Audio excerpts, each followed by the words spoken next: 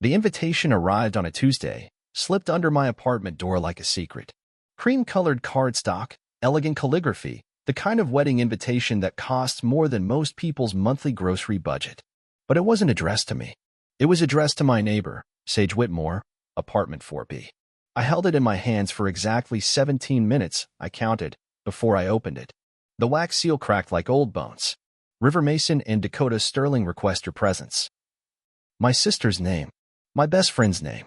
A wedding I'd never heard of, scheduled for Saturday, September 23rd. 3 days away.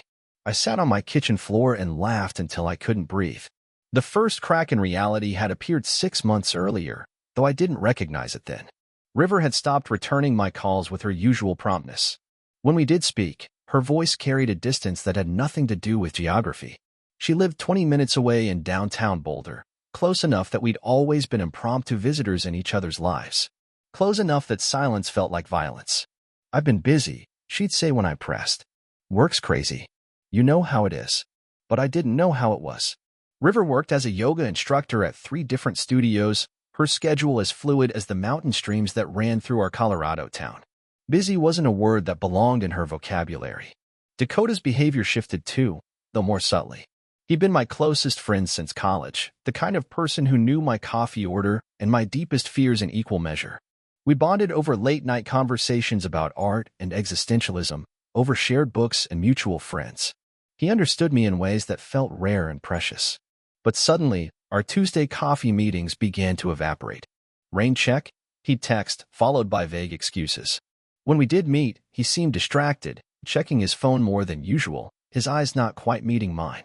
I told myself it was natural. People drift apart. Lives get complicated. Adult friendships require more intentional maintenance than the effortless bonds of youth. I was 28, old enough to understand that relationships ebb and flow like tides. Still, something felt deliberately concealed. Like walking into a room where conversation stops just a beat too long, where smiles seem painted on afterward. The second crack came at Aspen Rodriguez's birthday party in August. Aspen was part of our wider circle, a landscape photographer whose loft apartment served as an unofficial gathering place for Boulder's young creative community. I arrived fashionably late, carrying a bottle of wine and expecting the warm chaos of our usual crowd. Instead, I found careful clusters of conversation that seemed to rearrange themselves around my presence. People greeted me with excessive enthusiasm, the kind reserved for distant relatives at family reunions. Phoenix Turner, who I'd known since high school, actually hugged me. We weren't huggers. How are you doing? Everyone kept asking, their voices pitched with concern I couldn't decode. River wasn't there. Neither was Dakota. When I asked Aspen about their absence, she fumbled her words. Oh, there. Around somewhere. Probably running late. They never showed. I left early, carrying my untouched wine and a growing certainty that something fundamental had shifted in the geography of my relationships. The drive home through Boulder's familiar streets felt like navigating a map where all the landmarks had been quietly relocated. I became a detective of my own life, cataloging evidence of exclusion. Social media posts that tagged everyone except me. Group photos from gatherings I hadn't known existed. Plans discussed in past tense, as if I'd been there for conversations I couldn't remember having.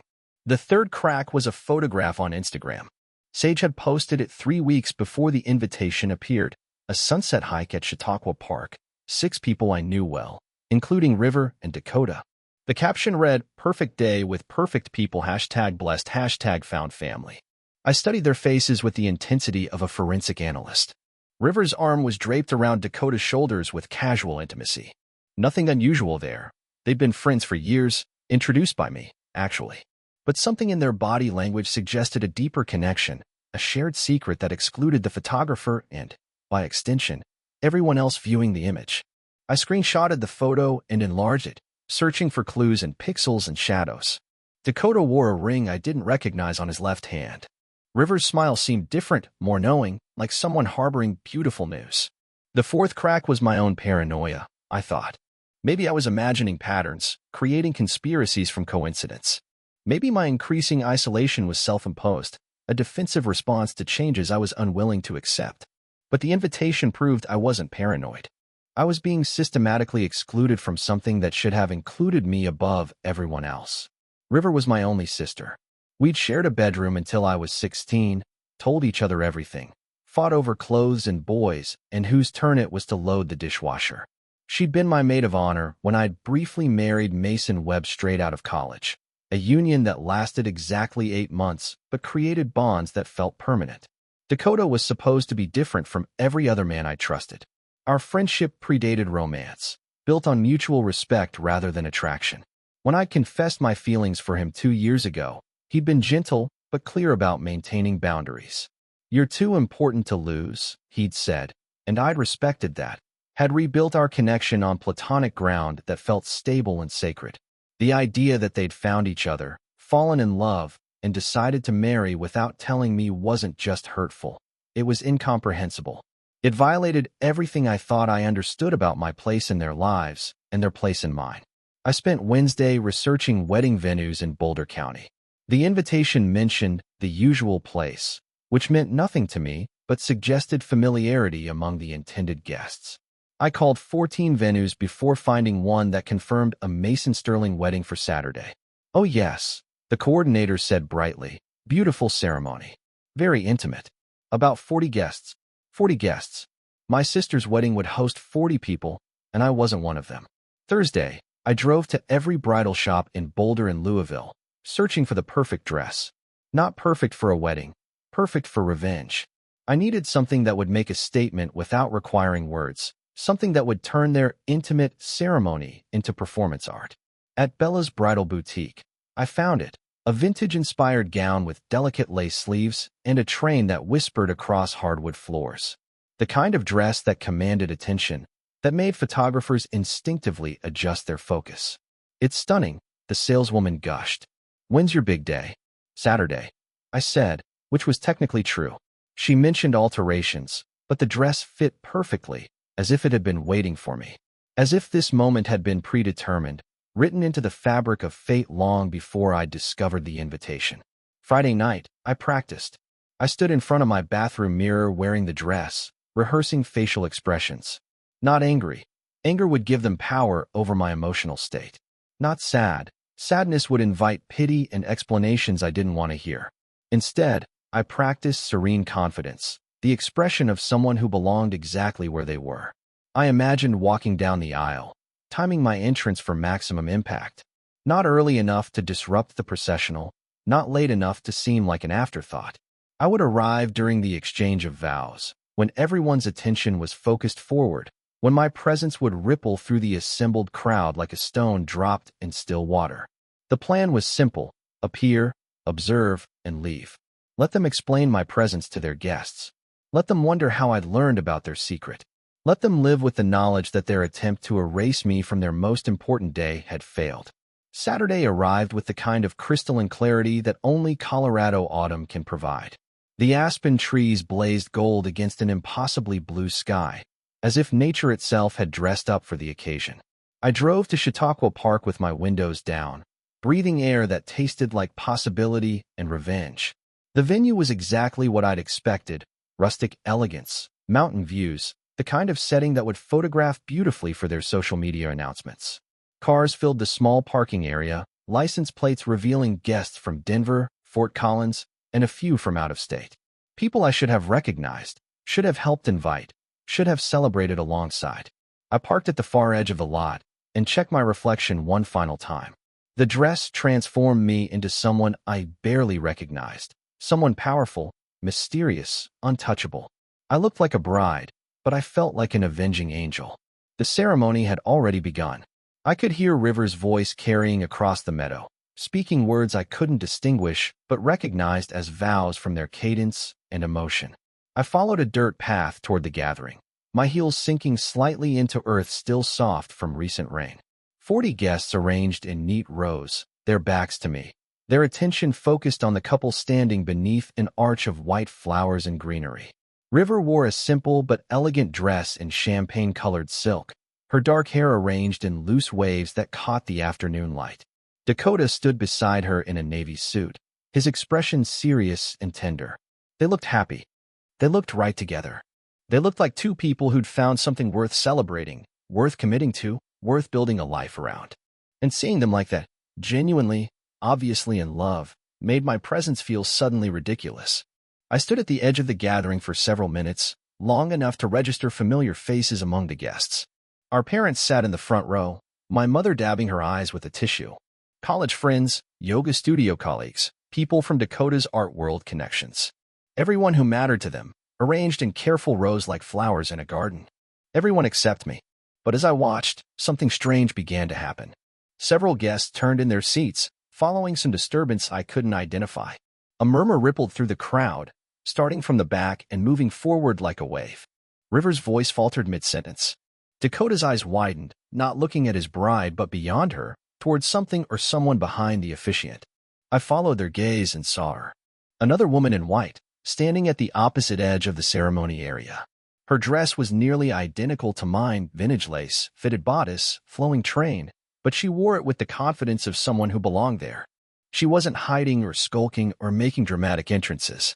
She was simply present, watching the ceremony with the same serene expression I'd practiced in my mirror. The officiant stopped speaking entirely. The silence stretched until it became uncomfortable, then unbearable.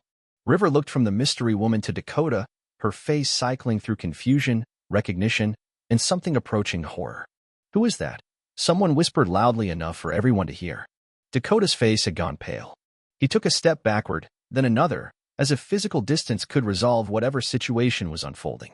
The woman in white began walking toward the altar. Not hurried, not dramatic, just purposeful. With each step, the crowd's murmurs grew louder, more agitated. "Stop," River finally said, her voice cutting through the chaos. "Just stop." But the woman didn't stop. She walked until she stood directly beside Dakota, close enough to touch him, close enough that anyone taking photographs would capture them together. "Hello, husband," she said quietly, but her words carried across the silent gathering like a bell. The woman's name was Sierra Blackwood, and she'd been married to Dakota for 3 years. This information emerged slowly, painfully, like debris rising to the surface after a shipwreck. Sierra spoke with calm authority, presenting details that no one could dispute. Marriage certificate dated September 15, 2022, shared apartment in Denver, joint bank accounts, anniversary trips. A relationship that had existed parallel to everything I thought I knew about Dakota's life. "I've been waiting for you to tell them," Sierra said to Dakota, her voice still eerily calm. "Waiting for you to figure out how to explain why you've been pretending to be single, why you've been courting River, why you thought you could have 2 lives without consequences." River sank into the chair someone had quickly brought forward, her champagne silk dress pooling around her like spilled liquid. The carefully arranged flowers in her hair seemed suddenly garish, like decorations for a party that had been canceled. "I don't understand," she kept repeating. "I don't understand." Dakota opened and closed his mouth like a fish drowning in air. When he finally spoke, his words came out jumbled and defensive. "It's not what it looks like. Sierra, you know we've been having problems. We agreed to separate. I thought." "We never agreed to separate," Sierra interrupted. "You stopped coming home. You stopped answering my calls. But we never agreed to anything." The crowd of wedding guests had become an audience for a drama none of them had purchased tickets to see. Some were recording with their phones, others whispering frantically to neighbors, a few gathering their belongings as if preparing to evacuate. I remained at the edge of it all, still wearing my own white dress, feeling increasingly like an actor who'd shown up for the wrong play entirely. My carefully planned revenge had been upstaged by someone else's larger, more legitimate grievance. My symbolic protest against being excluded paled next to Sierra's very real claim of being betrayed. But as the scene continued to unfold, I began to notice details that didn't align with the straightforward narrative of Dakota's infidelity. River's confusion seemed too complete, too genuine. She wasn't responding like someone who'd been complicit in an affair. She was responding like someone whose entire reality had just been revealed as fictional.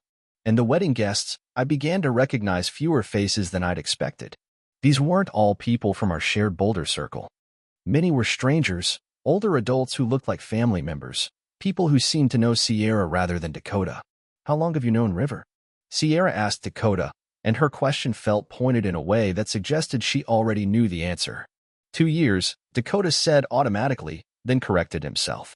3 years. We met through. He gestured vaguely in my direction, then stopped, seeming to notice me for the first time.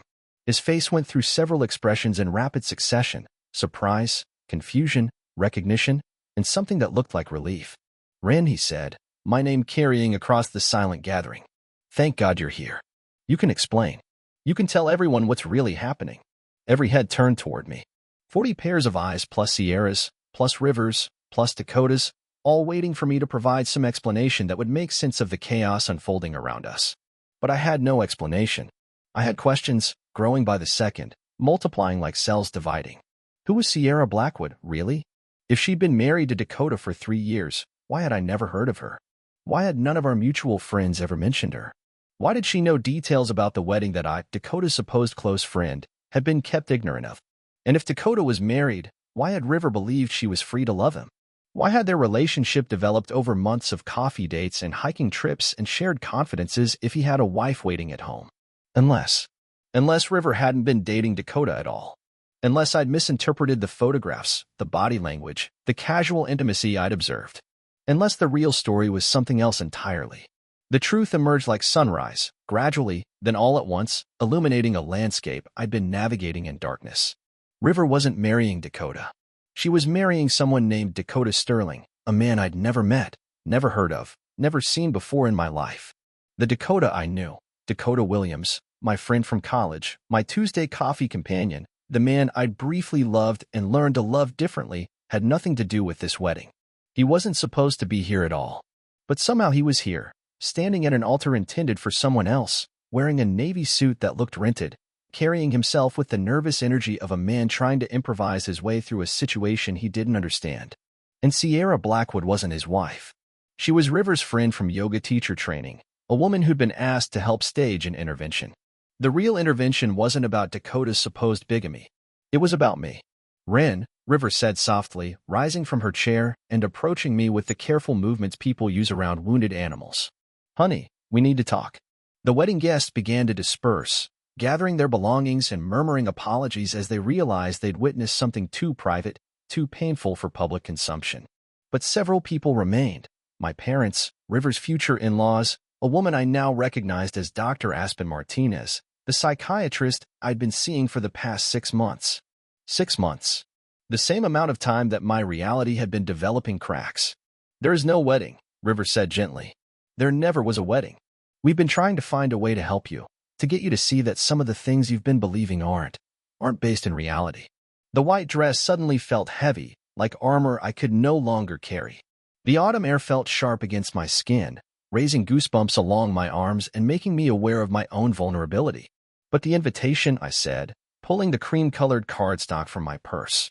"It was under my door. I saw it." River took the invitation from my hands and examined it carefully. Her expression was infinitely sad. "Sweetie, this isn't real. Look at the date." I looked. The elegant calligraphy that had seemed so official, so legitimate, spelled out a date that was 3 months in the past. The wedding I thought was happening today had supposedly taken place in June. "And look at the names," River continued. "River Mason and Dakota Sterling. But River's last name was Caldwell, not Mason. Mason was my ex-husband's surname, one I'd stopped using after our divorce but apparently still associated with important documents in my mind. Dakota Sterling didn't exist. The name was a combination of my friend Dakota Williams and my favorite novelist, Bruce Sterling, whose books lined my apartment shelves. The invitation was real cardstock, real ink, real calligraphy. But I created it myself, during a period I couldn't remember, for a wedding that existed only in my fractured perception. Dr. Martinez explained it to me later, in her office that overlooked the Boulder Creek path where I'd walked countless times, trying to make sense of relationships that felt increasingly unstable. "Brief psychotic disorder," she said, the clinical term somehow both precise and inadequate. "It can be triggered by severe stress, major life changes, trauma. The symptoms typically include delusions, hallucinations, disorganized thinking. The trigger, we determined, had been my father's heart attack 6 months earlier. He'd recovered completely, but for 2 weeks in March, I believed I might lose him. The stress had activated something in my brain that had been dormant, waiting. But everything felt so real," I told her. "The invitation, the exclusion, the sense that people were keeping secrets from me. That's the nature of delusions," Dr. Martinez said. "They're not obviously false to the person experiencing them. Your brain created a narrative that felt completely logical and consistent within its own framework. The narrative had been this: the people I loved most were betraying me, excluding me from their most important moments, building relationships that deliberately erased my significance in their lives. It was a story rooted in abandonment fears so deep I hadn't recognized them as fears at all. River had been trying to help me for months, gently questioning my perceptions, suggesting therapy, inviting me to activities I claimed I hadn't been invited to. Our Tuesday coffee meetings with Dakota had continued unchanged, but I'd begun interpreting his normal behavior as secretive, his casual friendship as evidence of deeper deception. The wedding had been an elaborate intervention, designed by Dr. Martinez and my family to help me confront the gap between my perceptions and reality. They'd hoped that seeing the contradiction clearly, my friend Dakota appearing at my sister's wedding to a different Dakota, would help me recognize that something in my thinking had gone wrong. Instead, I created Sierra Blackwood in my mind, a character who appeared at exactly the right moment to provide an alternative explanation for the confusion I was witnessing. Even in the midst of psychotic symptoms, my brain had worked overtime to preserve the delusion rather than accept reality. "Your family loves you very much," Dr. Martinez said. This was an act of desperation, not cruelty. They were terrified of losing you to something they couldn't understand or fight. Recovery wasn't dramatic. It wasn't a moment of sudden clarity, a lifting of fog, a return to normal functioning. It was slow, methodical work, like rebuilding a house damaged by earthquake, checking each foundation stone for stability. Medication helped stabilize my brain chemistry, but the real work was psychological, learning to question my own perceptions, to check my interpretations against external reality, to live with uncertainty rather than constructing elaborate explanations for things I didn't understand. River moved in with me for 2 months, sleeping on my couch and accompanying me to appointments, grocery stores, social gatherings where I practiced being around people without searching for hidden meanings in their interactions. Dakota Williams, the real Dakota, my actual friend, visited twice a week, bringing books and coffee and patient conversation.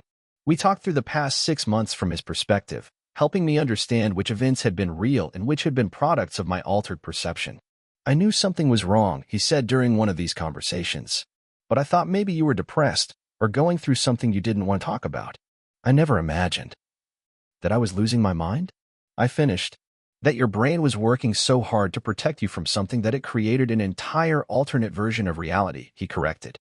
"It's actually pretty amazing from a neurological perspective." Dr. Martinez helped me understand the white dress as a symbol. In choosing to wear bridal white to my sister's fictional wedding, I'd been claiming space in a narrative that had excluded me. I'd been asserting my importance in a story where I felt erased. "The dress was an act of love," she said. "Love for yourself, love for your relationships, love for your place in the world. Your brain couldn't tolerate the idea that you didn't matter to the people who mattered to you."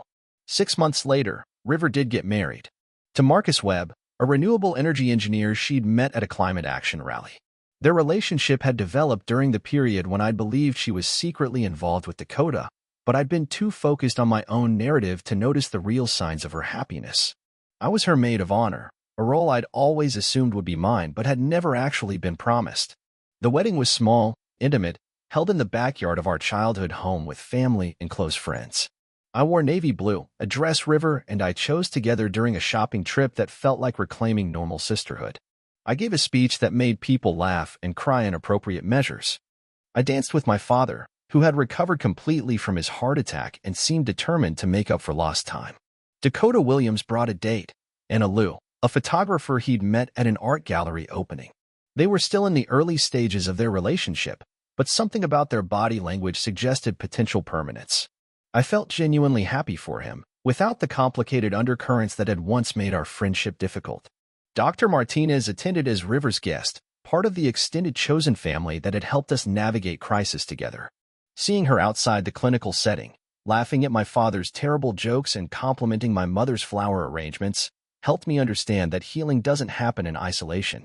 The real wedding bore no resemblance to the fictional one I'd imagined. There were no secrets, no exclusions, no hidden meanings. Just people who loved each other celebrating that love openly, including me without reservation or qualification. A year after the intervention that wasn't a wedding, I started volunteer work with the National Alliance on Mental Illness, sharing my story with families struggling to understand and support loved ones experiencing psychotic episodes. The work was simultaneously difficult and healing. Difficult because it required me to repeatedly revisit the most frightening period of my life, to acknowledge the ways my brain had failed me when I needed it most. Healing because it connected my experience to something larger, more meaningful than personal crisis. The hardest part, I told a support group of parents whose adult children had been recently diagnosed with various psychotic disorders, was realizing that my feelings were real even when my perceptions were wrong. I explained how the exclusion I'd felt was genuine, even though the exclusion itself had been imaginary. How the love I felt for River and Dakota was authentic, even though my understanding of their behaviors had been distorted. How the pain of believing myself betrayed was valid, even though no betrayal had occurred. Mental illness doesn't negate emotional truth, I said. It just complicates how we access and interpret that truth. One mother asked how my family had known when to intervene, how they'd recognized that my distress required professional help rather than just sisterly support. They didn't know, I admitted. They were guessing, trying different approaches, hoping something would work. The wedding intervention could have made things worse instead of better. They were as scared and confused as I was. But their willingness to take risks, to try unconventional solutions, to persist in loving me even when I seemed to be rejecting that love, had ultimately saved my life. Not dramatically, I hadn't been suicidal or self-harming, but slowly, steadily, the way consistent care saves anyone who is drowning in circumstances beyond their control. 2 years later, I keep the white dress in my closet. Not as a memento of illness, but as a reminder of resilience. The dress represents my brain's capacity for creativity under pressure, its refusal to accept a reality that felt unbearable. I also keep it because it's beautiful, and because someday I might wear it to an actual wedding, perhaps my own, if I ever find someone who can love me knowing what they're signing up for. Dating with a history of brief psychotic disorder requires careful navigation. I disclose my mental health history early in relationships, not because I'm required to, but because keeping secrets feels too much like the isolation that preceded my breakdown. Most men disappear after that conversation. A few stick around long enough to ask questions, to understand what my diagnosis means in practical terms, to learn about trigger recognition and coping strategies. 1 or 2 have stayed long enough for deeper connection. Doesn't it bother you? I asked Marcus Tran during our 4th date, after he'd listened patiently to my explanation of medication management and therapy schedules. Knowing that my brain might betray me again? Everyone's brain betrays them sometimes, he said. Depression, anxiety, addiction, dementia. You're just more aware of your vulnerabilities than most people. That seems like an advantage, not a liability. We've been together 8 months now, long enough to navigate several stressful periods together, long enough for him to recognize my early warning signs and help me implement coping strategies before symptoms escalate. He's never made me feel fragile or unpredictable. Instead, he treats my mental health history the way he treats my other characteristics, as one component of a complex person he's chosen to love. I'm writing this story not as confession or cautionary tale, but as invitation. An invitation to examine the stories we tell ourselves about our relationships, our significance, our place in other people's lives. How many of us have felt deliberately excluded from important moments? How many have interpreted ambiguous social cues as evidence of rejection or betrayal? How many have constructed elaborate narratives to explain why we feel isolated, unwanted, forgotten? Most of these stories are rooted in real emotional experiences. The feelings are valid even when the interpretations are incorrect. But distinguishing between feeling excluded and being excluded, between sensing distance and experiencing abandonment, between noticing change and witnessing betrayal, these distinctions matter. They matter because our relationships are too precious to sacrifice to misunderstanding. They matter because the people who love us are doing their best with imperfect information, just as we are. They matter because connection requires vulnerability, and vulnerability requires the courage to check our assumptions against reality. If you recognize yourself in this story, if you've ever felt like everyone else received an invitation you were denied, if you've ever suspected the people closest to you of harboring beautiful secrets that deliberately exclude you, I want you to know that you're not alone. I want you to know that your feelings are real and important, even if your perceptions need adjustment. But more than that, I want you to reach out. To the sister who seems distant, to the friend who's been canceling plans, to the family members who appear to be whispering about you behind closed doors. Reach out not with accusations or demands for explanation, but with curiosity and openness to discovering that the story you've been telling yourself might not be the only story available. Ask questions. I've been feeling left out lately. Is there something happening that I should know about? I noticed you seem different around me. Have I done something to upset you? I'm struggling with some relationship anxiety. Can we talk about how we're doing together? The answers might surprise you. They might reveal that your perceptions were accurate and you need to have difficult conversations about boundaries or expectations. They might reveal that your loved ones have been worried about you, trying to figure out how to help, waiting for you to signal that you're ready for support. Or they might reveal that the crisis you've been anticipating exists primarily in your own mind, that the exclusion you've been experiencing is more about your internal state than external circumstances. All of these discoveries are valuable. All of them bring you closer to authentic connection with the people who matter to you. Take the risk. Wear the white dress, metaphorically speaking. Show up where you're not sure you belong. Claim space in the stories that matter to you. But do it with curiosity rather than certainty, with openness rather than defensiveness, with love rather than fear. Your presence matters. Your relationships matter. Your mental health matters. And sometimes, the most radical act of self-care is simply asking for help distinguishing between the stories that serve you and the stories that isolate you from the very people you most need to connect with. The wedding dress hangs in my closet as a reminder. Sometimes the most beautiful things we create emerge from our most difficult moments. Sometimes the most important truths become visible only when we're brave enough to examine the stories we've been telling ourselves about our own lives.